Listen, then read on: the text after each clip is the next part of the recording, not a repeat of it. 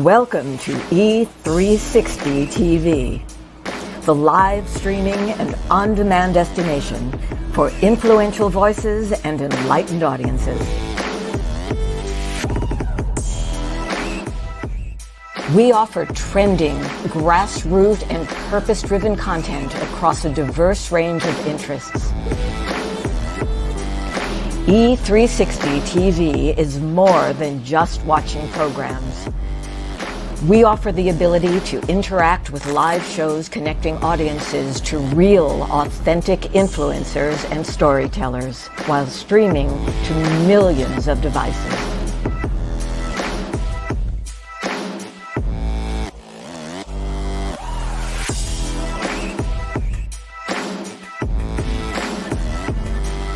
Real experiences. Raw conversations.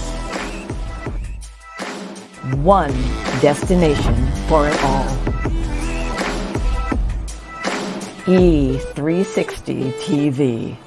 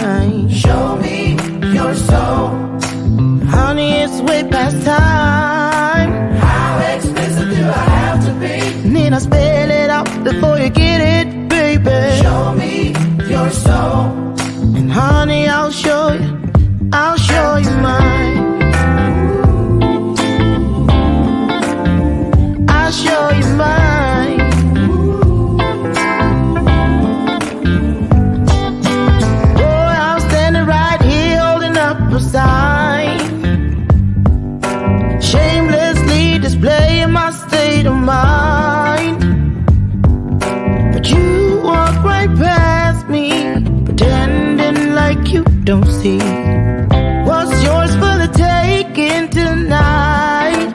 Ooh, show me your soul, baby. I'll show you mine. Show me your soul. Can't you see it's way past time?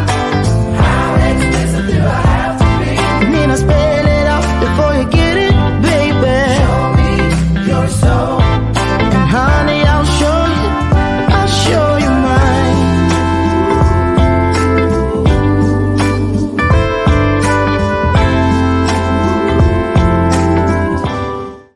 Well, good morning, good morning.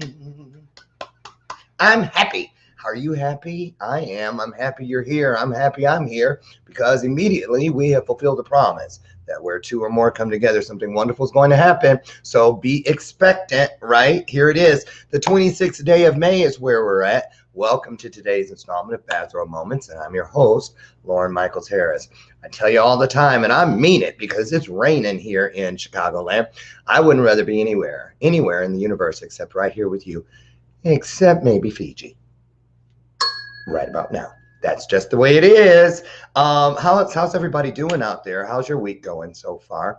Yesterday, oh my goodness, boy. You know, oh, hi, Giovanna.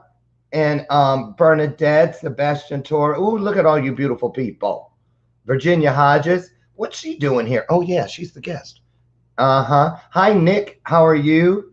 And all the rest of you, so many. I would keep going with the name calling or shout outs. But I want to talk about something really quick before we get our guests in here. Good googly moogly. Yesterday, hopefully, yesterday marked the 1-year anniversary of the death of George Floyd.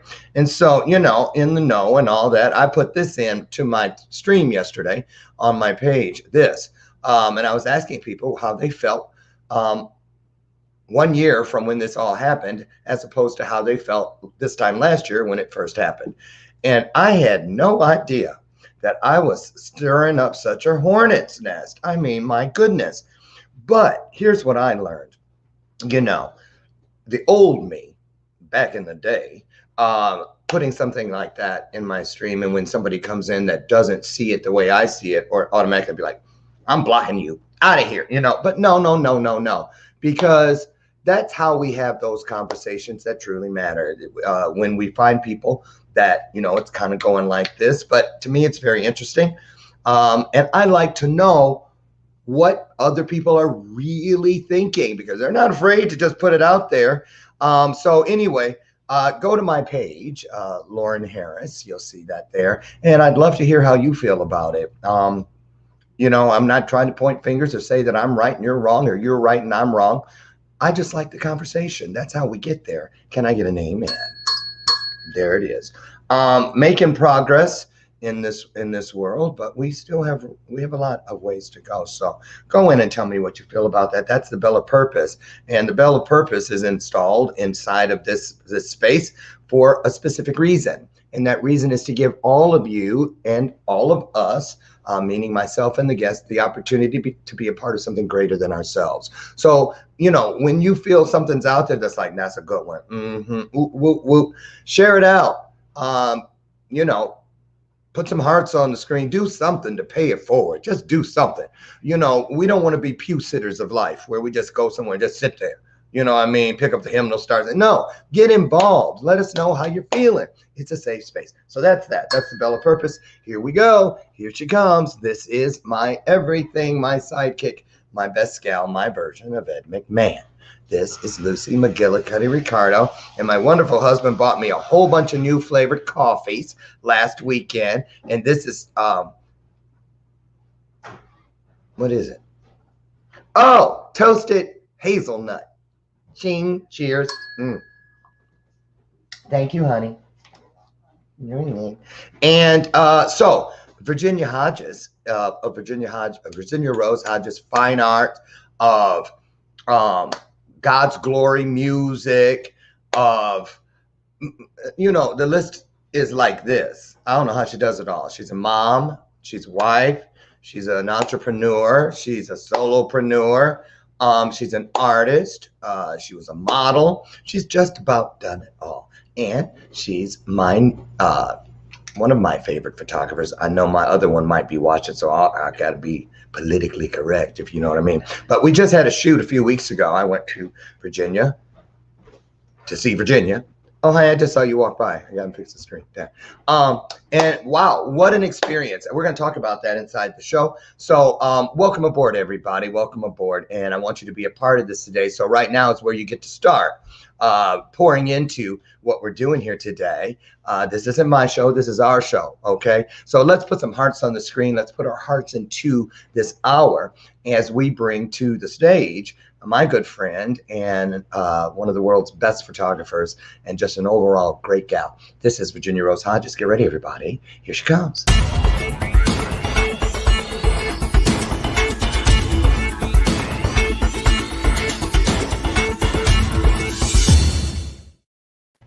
Top of the morning to you.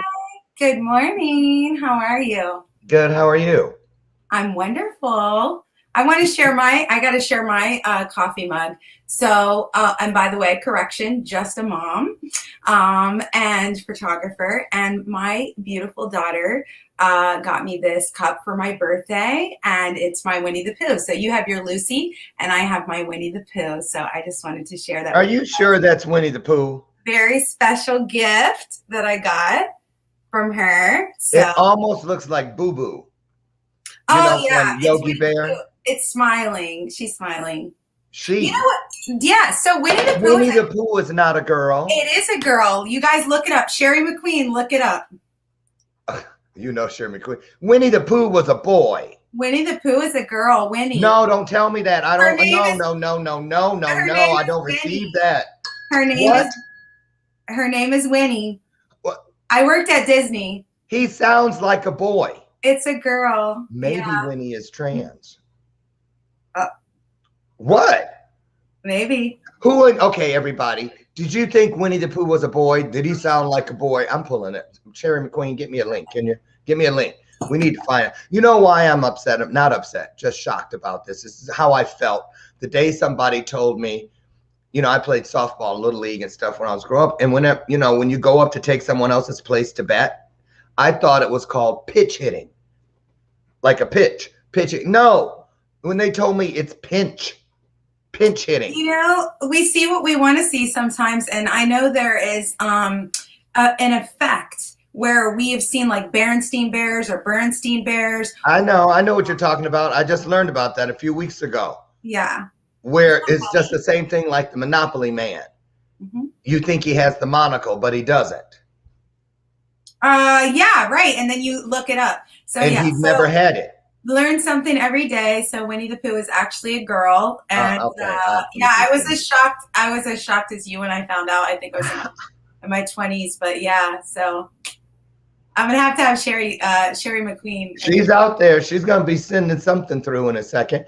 But okay. She says Pooh is a boy, but Winnie, the name Winnie is a girl's female's name in most cases. And as far as what do they call actual Pooh? Do they consider him a boy in the cartoons? See, I thought it was a girl, but anyways. Winnie the Pooh. So I love it. You might have put me through that for nothing. Girl, whatever. I love it so much. So okay, well, I love your mug. Tell everybody, Virginia, where you're at in the world, and give them a little update on who you are and what you do every day. Wonderful. So I am a mom of 3. I live in the greater Washington, D.C. area. I am an editorial fashion photographer and really everything photographer. It's really my passion. I was a talent agent for many years, and I've done modeling and acting. You were a talent agent? Yes, I was. I didn't know that. For 5 years, about 5 years. Actually worked for 2 different agencies. I worked for a regional agency and a national agency. And it was wonderful because I got to not only shoot their portfolios, but I got to also help cast them and find them work. And through doing that, I got cast. I used to get cast in movies all the time and independent films and different modeling jobs. So it was really fun. And I got to do it with my kids. Mm-hmm. So that was really great. So, yeah. So in all the different things that you do and all the different credentials that you hold, I'm just curious, do you have a license to carry? You don't need a license where I live. There's the castle law. But yeah, I'm packing. Would you like a couple tickets? For what? For the gun show. Oh. Let me tell you. Don't play around. It's because I don't have a robe on. You know I lost 30 pounds getting ready for your shoot, right? And you look fantastic. Stop. Go on. I'm doing a 30. No, really. Go on. Yes, you look absolutely fantastic. I can't wait for everybody to see the cover of our magazine that we shot together. And I have to tell you, health, you should always put your health first. I'm actually just back from California from working and doing shooting an album cover there, or a single cover, and doing a television interview. And I came back and I'm doing a 30-day challenge. You inspired me, Lauren. And so I'm doing a 30-day health challenge. And let me tell you, in 5 days, I already lost 4 pounds. And it's like that. This is the time. Yeah, congratulations, Jay. You're right. We're doing a whole bunch of that revamping of our health regime, if you will. Just little changes get great big results if you're consistent, and that's what I love. So good luck with all that. Keep us in the loop on that. So let's talk about let's go down the priority list of your passions, because you have a litany of different things you do. What is the thing that brings the most joy to Virginia Rose? Because you're a painter, you're a fine art painter, you're the photographer, and other things that we've mentioned, but which one of those is your go-to? Is there one that stands out more than all the rest? Yes, it depends on the day, and it depends on my creative space. I have to be honest with you, Lauren. There are days that I wake up and I can think of nothing else but painting. There are days when I'm with a client and I'm planning a photo shoot and I'm so inspired. I've been doing it for over 20 years and it really speaks to my spirit. But I love being a mom.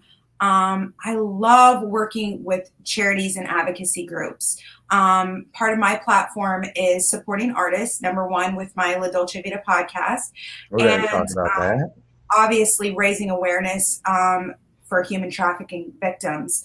That's really, really important to me. Let's stop right there then. Let's put the pedal, let's put it in neutral for a second. Just let the engine idle. So that is another thing that I, until recently, wasn't aware that was a big deal to you. And I too support certain ministries and Jason Cisneros and Pastor Rudy, a group doing a lot of work to eradicate that. What brought you to that place where you wanted to see a difference, make a difference, wherein it pertains to human trafficking? Most people have a connection. I didn't, but well, I didn't that I knew of until it got explained to me the different ways. And I said, well, wait a minute. I know somebody who that happened to. I just did not connect it with human trafficking. When we, most of us, a lot of us anyway, let me say a lot of us, when we picture human trafficking, you picture them opening up the back of a semi truck with 60 people in there or more. But I met girls when I went to Salt Lake City for the Slave Free Project thing back last year. I actually interviewed January Reagan and Amber Lee, who they were both trafficked out of the hotel I was staying in, which was not, it wasn't a Motel 6 or anything. It was a pretty high-end hotel. And they were like, oh, this is kind of triggering being here for this interview, Lauren, because this is the very hotel that we were trafficked out of. So talk about what it means to you, how you got there. Do you have a personal connection? Did you know somebody, or how did you get so passionate about this? Well, my personal story and my personal journey, which we don't have so much time to go into it today. It is, a piece of it is in my book, Women Who Illuminate. But I, being taken and abused by my father, and then also working in the modeling industry, that was huge because I worked with victims. I've had victims come to me and say, please help me. You know, can you save me? This is happening to me. This person has photos of me that they coerced me to take, and now if I try to get away from them, they're saying that they're going to release them to my family or on the internet to humiliate me if I don't do the things that they're asking me to do. Or people starting fake modeling agencies. I want to make people really, really aware if they have a teenager or a very, there's a lot of people out there that just want to feel beautiful and they want to make it, or modeling's their dream, and they're willing to do anything. They'll work with a photographer and not check their reviews or their backgrounds. They will go to what they think is a modeling agency and literally do anything or go anywhere for what they call TFP, time for print shoots. And then when they get there, it's some type of a scam. It's a scam, and it's some sort of an ordeal. And then once they do it or they get involved with it, they think it's their fault because they're young and they feel very ashamed. And once the shame comes in, they usually, their perpetrator or the person that's victimizing them has even more control. Sometimes they're giving them drugs for free. This happens a lot in Hollywood, but really all over the country. Yeah. Once they start feeding them those drugs, well, now they have them addicted and they have pictures of them and they're ashamed. And you know what I'm saying? And maybe they feel like they can't go home. Maybe they have a broken home. So when I started to really see what was going on in the modeling industry, I did a huge pushback. In Chicago, I started teaching safety workshops. I started raising awareness, and I really started making it my goal to let models know from the get-go when they come to me, this is okay, this is not, this is okay, this is not. I will never ask one of my models to take their clothes off. I will actually never ask them to be photographed in bra and underwear or bathing suits. If there's a specific photo shoot or they book a boudoir for an anniversary gift for their boyfriend or their husband or whatever, or their spouse, then that's a different story. Or their girlfriend. Or that's what I say. Their spouse or their wife, whatever right. the situation might be.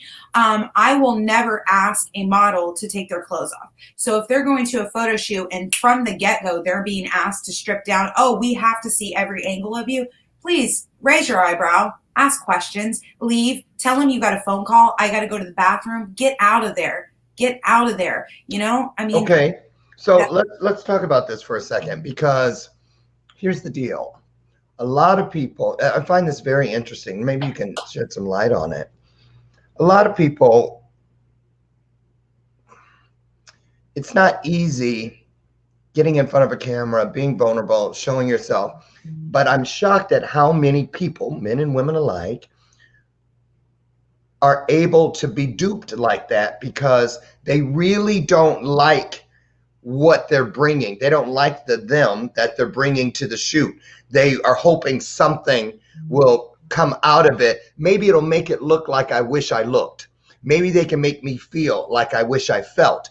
They go there expecting to walk away with something that they didn't bring in with them. Like you're going to wave some magic thing and it's going to make them look, because a lot of people feel like if I look this way, it's going to change how I feel. I know that because when I was in the wellness business and I was helping people transform their bodies and their minds, first thing I would say was, now go grab a picture of when you feel you felt your best.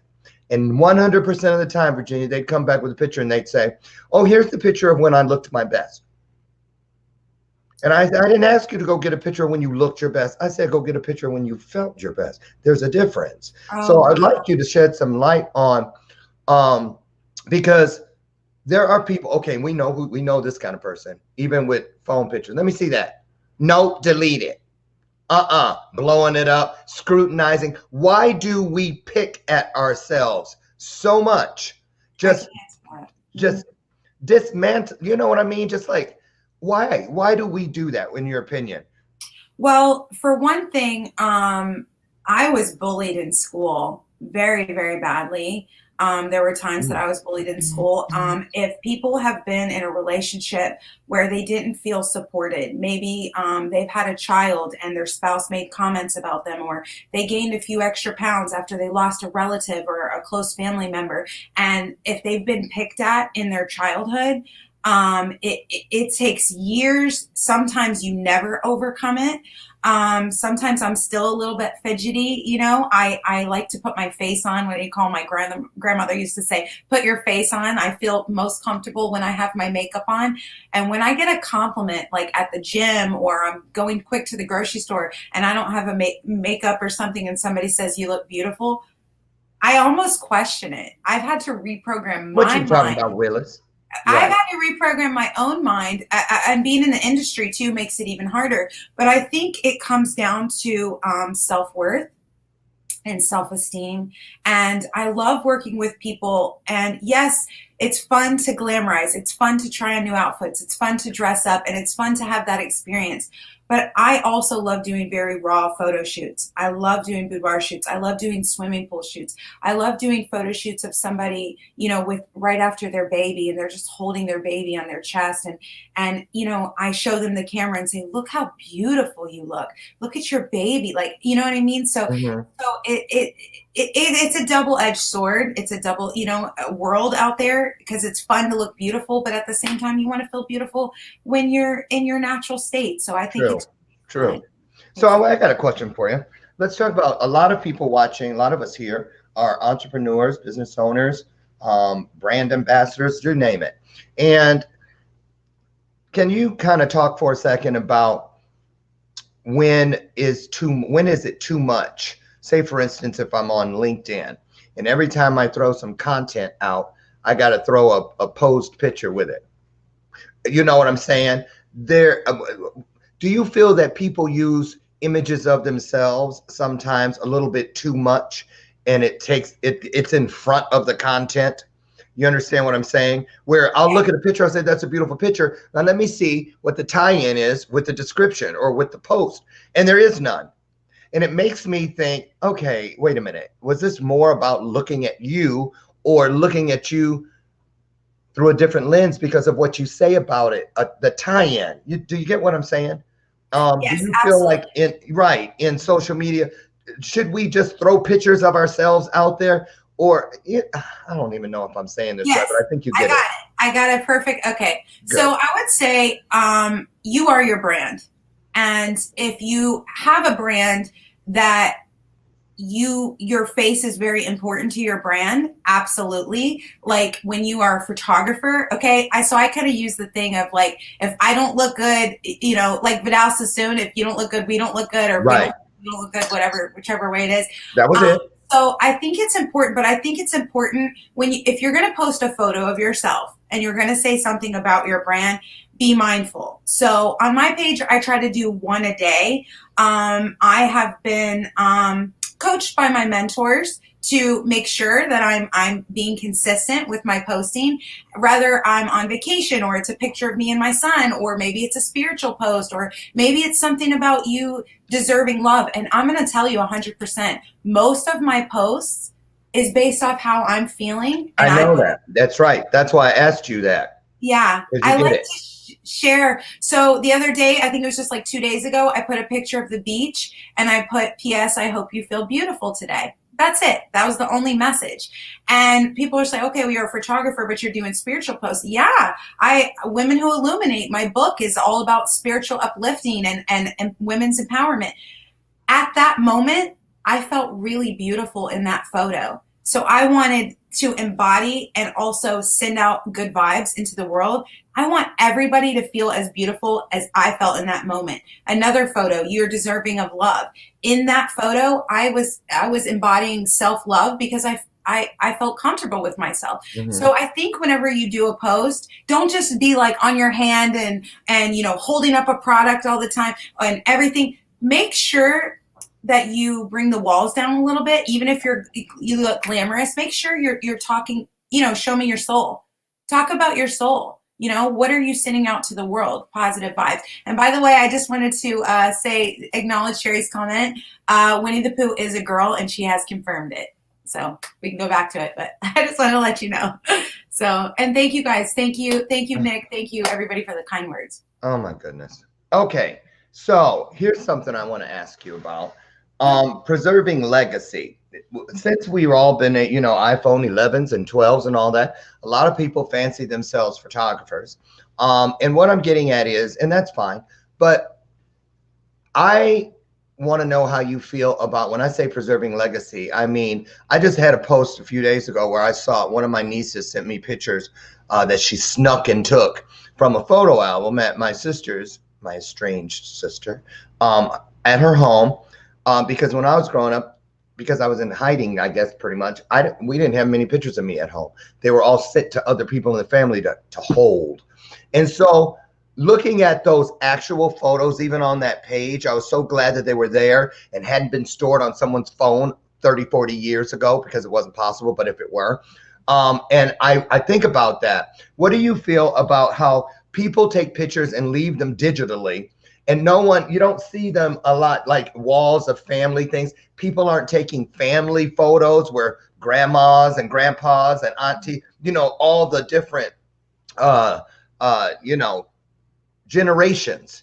I don't see a lot of people doing that anymore. Let's do a family portrait kind of thing. Why do you think that is, that people are, number one, keeping all their stuff digital, not putting them in frames, not hanging them on walls and stuff like that?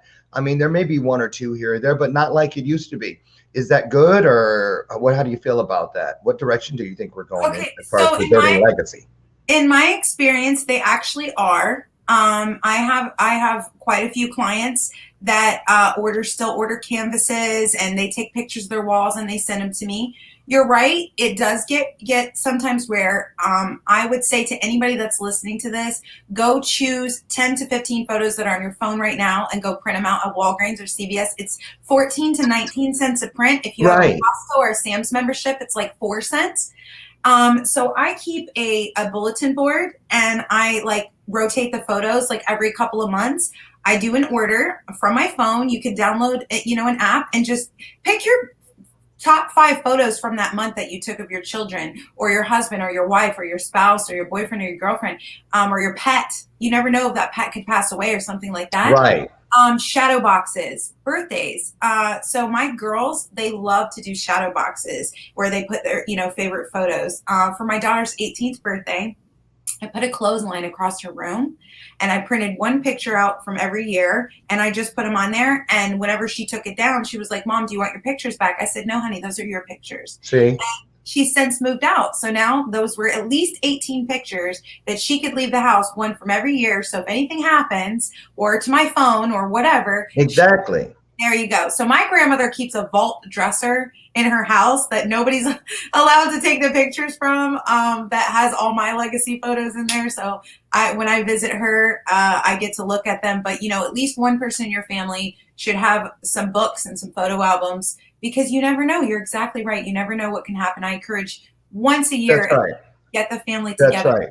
once a year. One last photo question, because I remember it was in my mind, getting ready for our shoot together and that cover. And I kept thinking, because, there's going to be nothing from the waist up to speak of. I'm talking about the body, not the clothes. But I kept thinking, won't this be great when I'm 87 years old, 96 years old, that I'll be able to look, hopefully, and see something that, what I'm getting at is it really was important to me for the first time in my life. I went ahead. I wasn't thinking about, well, I want this so I can, but I went ahead to the me of 20, 30 years from now, thinking, 30 years from now, won't it be great to see the me of today then? How important is it for us to think ahead, to capture, grandma's getting up there, this and the other. How do people get to that's? I'm just saying this because a lot of people, you're moving so fast in life. You're moving so fast that all of a sudden somebody's gone. When I'm at a family reunion, I look around the table and stuff, and I wonder to myself, who won't be here the next time? Because we have it every other year. And every other year, there's someone who's passed away. So what can we do? What can we do to help our family members? Why? Okay, here it is. People don't want to go to photo shoots. A lot of them, when it comes to like going to you, and we have a mutual friend who has a real issue with, and this person's out in front of millions of people every day, and you'd never think that, would you? So what do you find in your travels, Virginia, is the biggest thing that people have against seeing themselves? Why are we not so comfortable? I know the answer because it was in my world for 30 years, but why do you think so many people struggle with how they look to the world?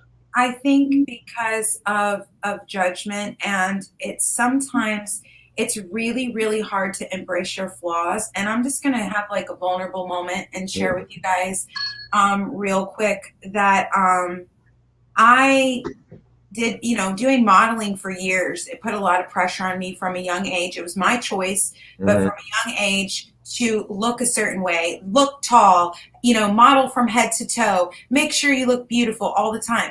So when I started to do video, it really made me nervous. Are people going to say, oh, wow, her teeth aren't straight enough, or, I don't really like the color of her hair, or wow, she looks like she's gained a couple pounds. And I felt that. But the moment that I said, you know what, here it goes. This is me. This is my smile. Whether I've gained a couple pounds or lost a couple pounds, or I'm feeling beautiful today or not, it's my message that's really, really important. So what I started to do was I started to practice. And I would say anybody listening to this show, if this is a space that you're uncomfortable with, start to practice. Maybe at first you're a little further away from the camera, then you're a little closer. I've met many people that say, I hate my smile. I don't like to smile. I never smile in pictures. Your smile is actually your most beautiful asset. Whether you are crooked or white or perfect, people remember you for your smile. They don't say, oh, well, if they are saying negative comments, that's something that's them.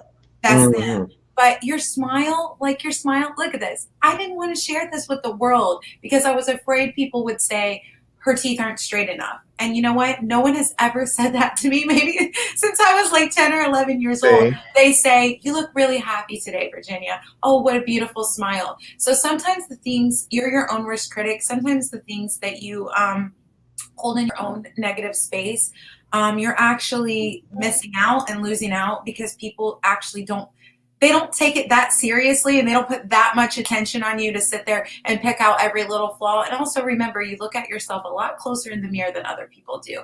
So just try to practice. And that's what I started doing, Facebook Lives. I started doing more television interviews. Even sometimes I cry in TV interviews, and I'm like, maybe I should delete that. And you know what? It's your message. It's your message. I know it's hard. I've struggled with it myself. Yeah. But just try to practice and just love yourself and know that we love you, and try to get There you go. support system that supports you. Awesome. Awesome. Great tips there, you guys. And thank you, Virginia Rose. When we come back from this brief but important break for a couple of messages from our sponsors, I want to get into your podcast, La Dolce Vita podcast. Let's talk about that, how it came to be, why it's here, and what kind of interviews do you have on there, and what kind of people are you looking for to bring onto your podcast? That and more when we come back, you guys. Don't go away. We'll be back in just 2 minutes.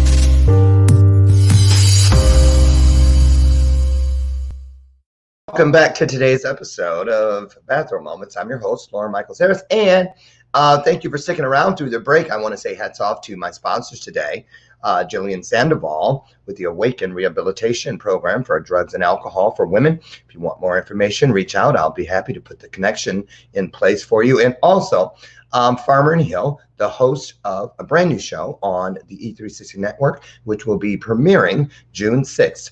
Get over to e360.com or download the app for E360 TV and find out not only about Contemporary Living, the new show with Farmer and Hill, but Bathrobe Moments and a plethora of other great content. Get over e360.com. And if you want your dream on the screen, there it is. I'm peeking through it. Electric Revival, digital content creation. We do everything that you see on the screen here in the Bathrobe Moment space. So if you want us to help you, just reach out. We'll do our best to get you where you need to be, getting your dream on the screen. Virginia Rose Hodges is here today. Welcome back. How's everything?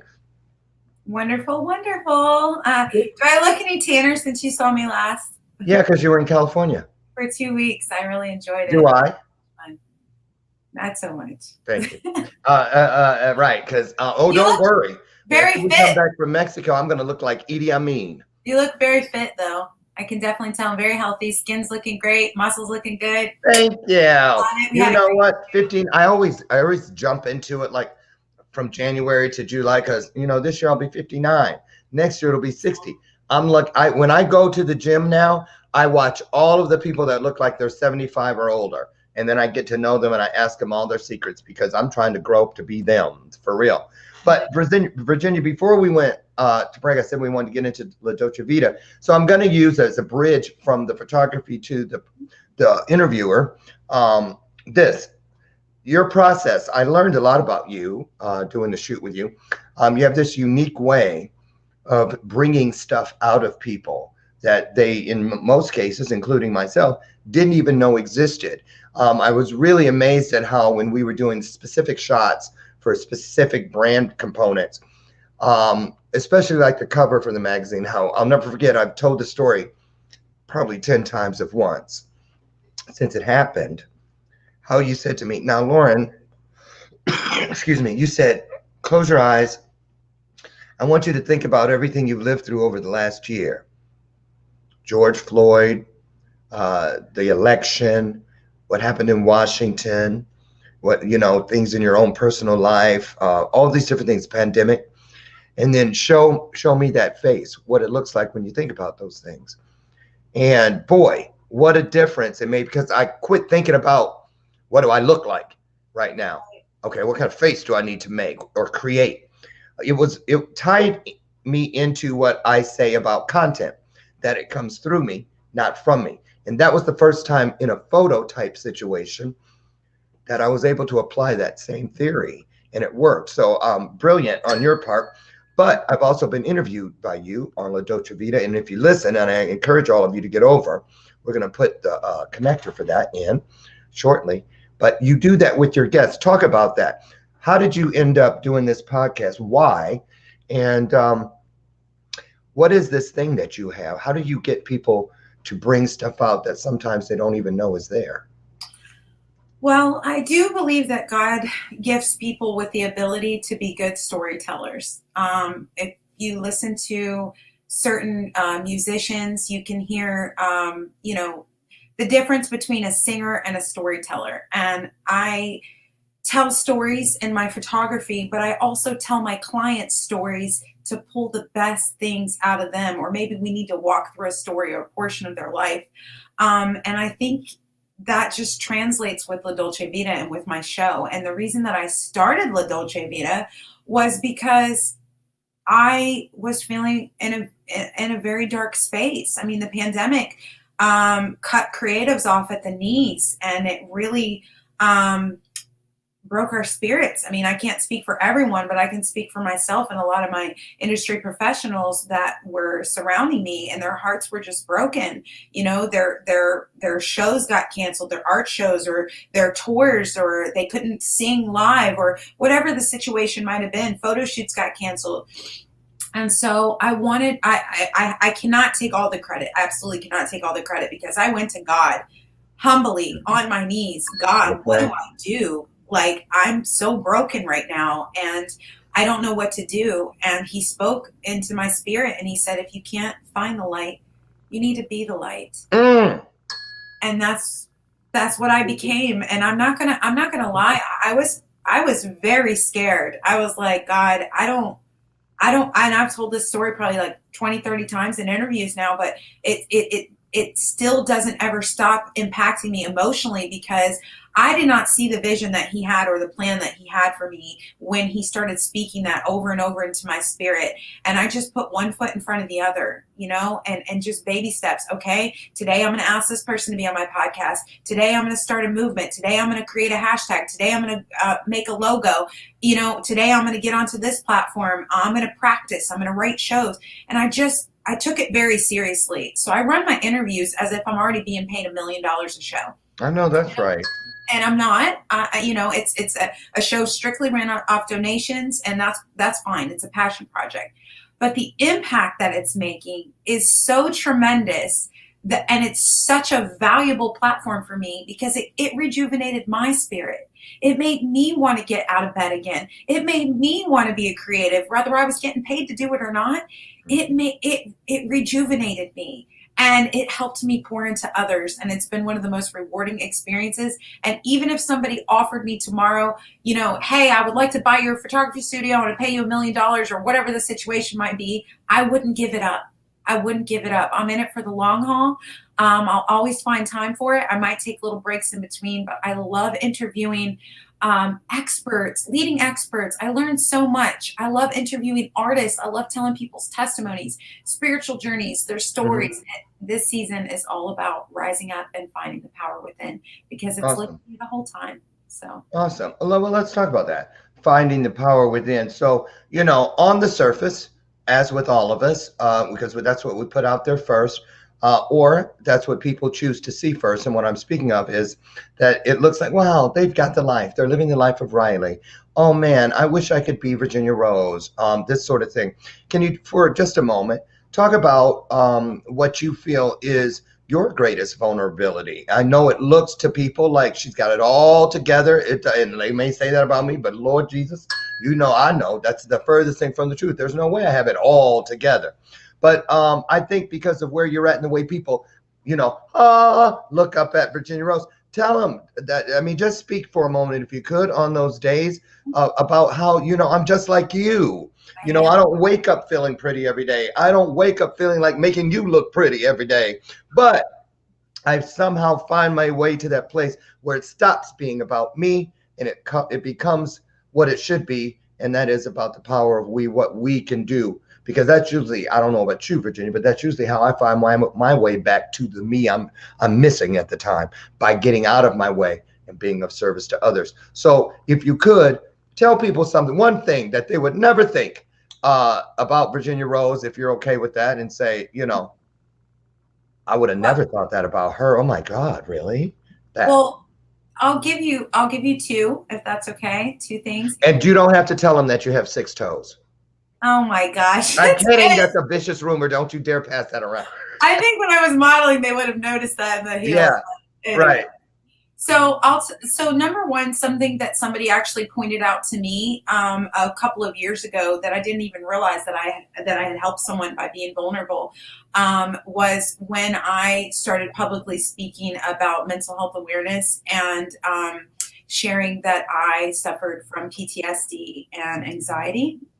And actually depression at one time. I've overcome it. I don't speak that spirit over myself anymore. I've really tried as much to do the healing work. Do I still cry sometimes? Do I still get triggered? Yes. And Laura and I have even talked about that privately, about, you know, the triggers and things sneaking up on you. But as much as people think that I am a wonderful artist or a creative, or wow, she has so many talents, most of those talents have come as coping mechanisms on my healing journey, because I am a trauma victim of childhood abuse, of domestic violence in relationship, and overcome, you know, just a lot of adversity. I was a hurricane victim, so I've suffered a lot of trauma. What victim?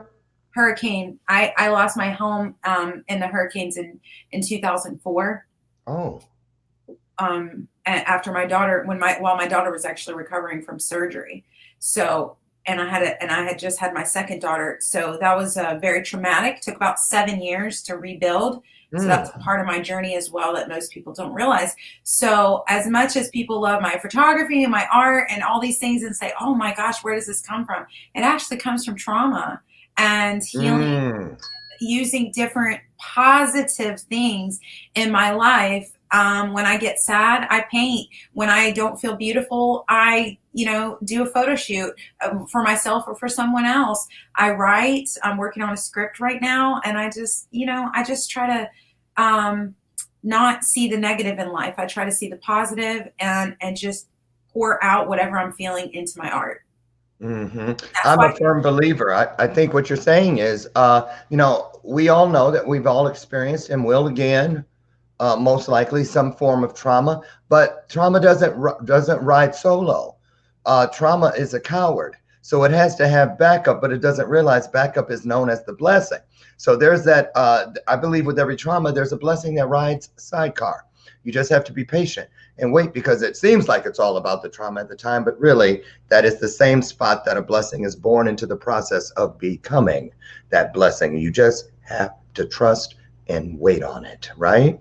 So that's exactly what I feel you're saying, and good stuff there. So let's talk about God's Glory music.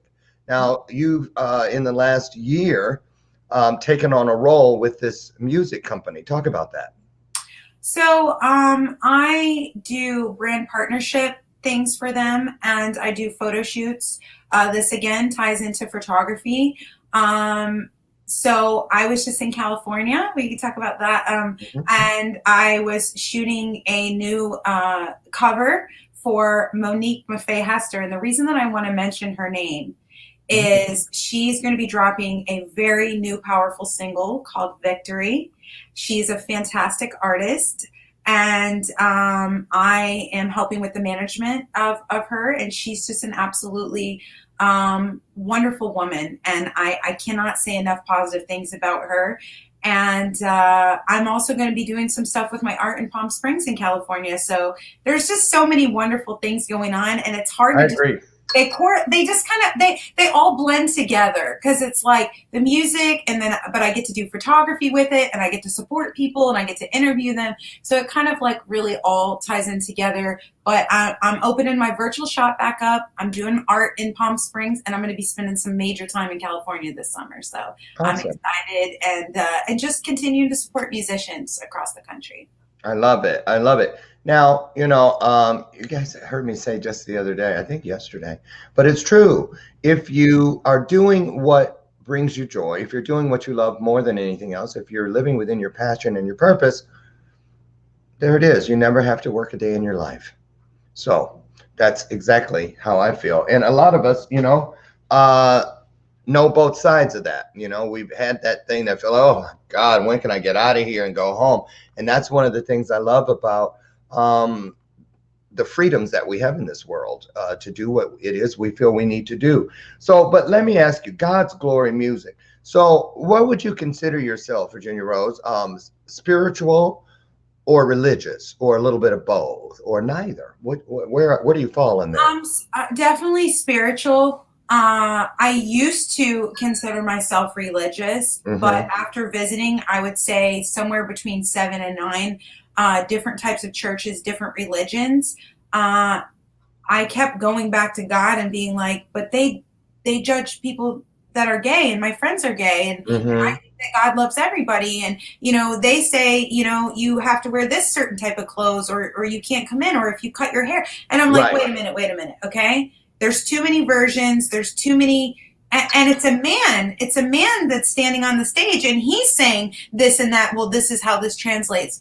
And I started to have church at home. I started reading Bible at home. I started listening to gospel music at home, and you know, working with different gospel artists and things. And I think I really have to say spiritual, because I love Jesus. I love Jesus. I love God so much. He is my number one. I wear a cross every single day just to remind me that I am the daughter of a king, no matter my flaws, no matter what. And I definitely have to say spiritual, and also non-judgmental, because I really try very hard to check myself. If I ever say, well, I don't know about, guess what? Everybody has a right to believe however they would like to believe. But I definitely say spiritual for myself. I can't do the man-made religion. Same here. Yes. Hey, you got a question from Neil A. Foreman. He wants to know, what are you going to be doing with your art? Great question, Neil. Okay. Hi, Neil. Neil is my business partner on the art. So, so that was a ringer. So because he was reminding me, he was reminding me to make sure you talk about something. No, he's so proud. No, he's really proud, because we had a strategic business meeting when I was in California, and we are going to be opening up the art space. Not only we've already done the East Coast, but now on the West Coast, and he's so excited for me that I'm finally taking that plunge to start putting myself out there again. The pandemic shut it down, and now we're going to open things back up. So you're going to find some of my art, my paintings in Palm Springs, you guys. So get excited. Well, speaking of getting excited, what can you leave the audience and myself, because, you know, I'm greedy for great content as well. What can you bless us with as far as moving into this relaxed, this new newly relaxed world that we're in. We're able to take masks off now in different places and get out there, kind of get back into life, socialize and fellowship with people. What are you, Virginia, most looking forward to throughout the rest of 2021 as we open the world back up? What are you looking forward to? Well, I am looking forward to seeing my grandparents, which I'm going to be seeing very soon. I know it's a few days early, but happy 80th birthday to my grandmother on June 1st. Yay! So, I finally get to see my grandmother and my grandfather. I haven't seen in the whole pandemic, so that's really important to me. And if I had something that I had to leave you guys with, a couple of days ago, I did a podcast about following your dreams with a mindset coach by the name of Stacy B. And I would ask you, if you were going to listen to an episode, go on joinvirginiarose.com. It's the most recent episode. That episode reminded me and validated me that everything I'm doing is exactly what I'm supposed to be doing, which is following my dreams and living my purpose. And there's a lot of people that are like, why don't you go get a 9-to-5? Why don't you do this? Why don't you do that? You know what? Don't listen to them. Are they paying your bills? No, they're not. Okay. Are they going to be there? Preach, Felicia. Yes, through your ups and downs? No, they're not. So if they're not paying your bills and they're not raising your kids and they're not rubbing your back at night, then who are they to tell you, amen. How to live? Who are they to tell you, what you should be doing? And another thing is people who tell you to stay in broken relationships, or people that tell you to stay around toxic parents. If you need to leave a relationship, whether it be romantic or whether it be with a family member, because that's what suits you and that's what works for your healing process, I just want to validate you and let you know that that's absolutely okay. And it's also okay to just take a time out and say, you know what, this isn't working for me. I need to take a break and I need to step back, because adrenal fatigue is real and you will get sick and it will come out in other ways. So follow your dream. Don't stay around toxic, broken people, and go see somebody and visit them that you haven't seen for a long time, or even just call them because they're missing you. Yay! Remove those toxic influences. And if you would like to continue the dialogue with the illustrious Virginia Rose, head over to joinvirginiarose.com for all things Virginia Rose, and also check out our fine art right here at virginiarosefineart.com. Virginia Rose, always a pleasure. Always, always, always great content. And I encourage you all to also check out La Dolce Vita podcast, which airs... La Dolce Vita podcast is a weekly. We do 3 to 5 episodes a week, and they stay up on Spotify and about 7-8 other platforms. But if you go to Join Virginia Rose, you'll find the most recent and latest episodes, and you can read about the guests and upcoming guests. So please join me and definitely subscribe, because then it'll go right into your inbox and you don't even have to do the work. There you go. Easy peasy. So listen, you guys, be beautiful. Know you're beautiful. We're all beautiful, inside and out, no matter what, but you've got to know it if you want the world to see it. So I want you guys to join me tomorrow morning, God willing, at 8 a.m. Central, again, right out front on the porch, as we have our next episode. Tomorrow's guest is Chris McPhee, one of the founders of the Triple Nickel brand. And he's going to be here because we've got some exciting things to talk about coming up in the month of June that involve you. So if you want to find out what that is, show up tomorrow morning if you can at 8 a.m. Now, what happens next? I'll tell you what. Get out and change the world. One person, one smile, one conversation at a time. All you have to do is make it a commitment, promise, make it a covenant, make it an agreement that every person or every situation that you encounter today, do your best. Like the 4 Agreement says, do your best to leave it just a tad bit better than the way you found it. That's all you got to do to live within your purpose. I'm Lauren Michaels Harrison. This has been, Bathrobe Moments. We'll see you again tomorrow for our next installment. Get out there and be the blessing and the gift you'd like to see and receive. Bye, Virginia. Thank you so much. We love you. Bye, everybody. Have a great day.